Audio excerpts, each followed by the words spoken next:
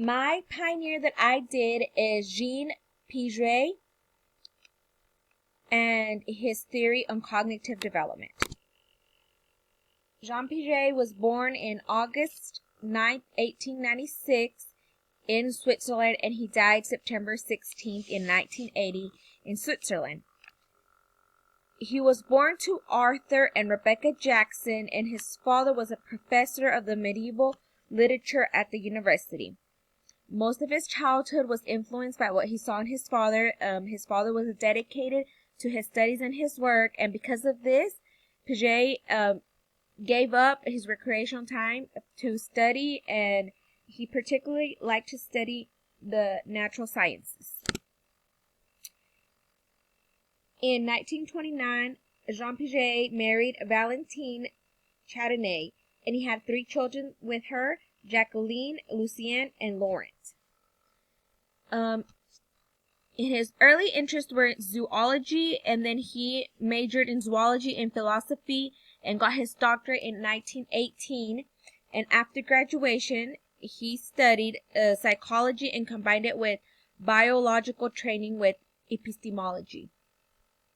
He considered to be a genetic epistemologist.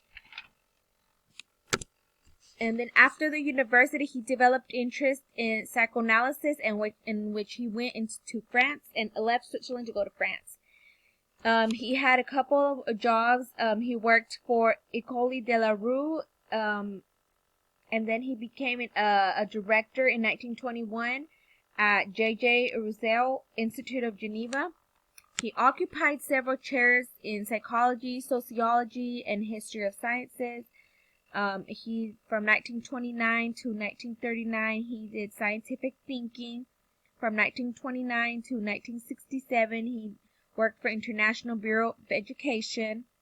In 1938 to 1951 in psychology and sociology at Louisiana, and then sociology at Geneva. And then he created and directed for the International Center of Genetic Epistemology. And his career started when he was a student in the Latin high school, where he wrote a notice on albino sparrow, and this short paper was generically considered as the start of a brilliant scientific career, and this made over 60 books and several hundred articles.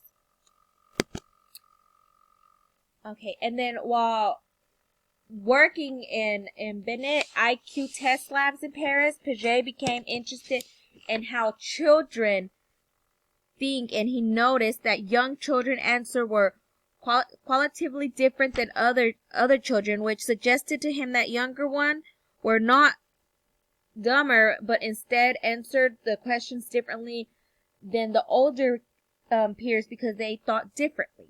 So we're going to get into the 4 stages of cognitive development.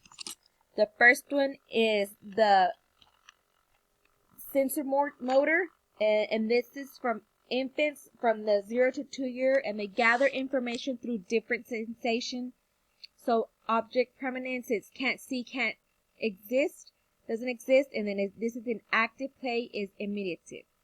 So in motor activity is without the use of symbols.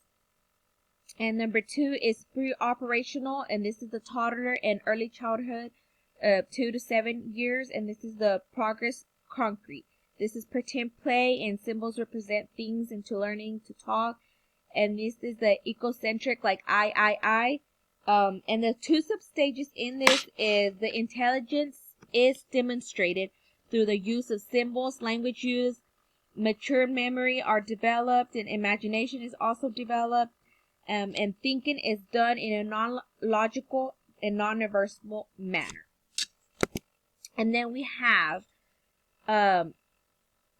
concrete operations. This is elementary and early adolescence, from 7 to 11 years old.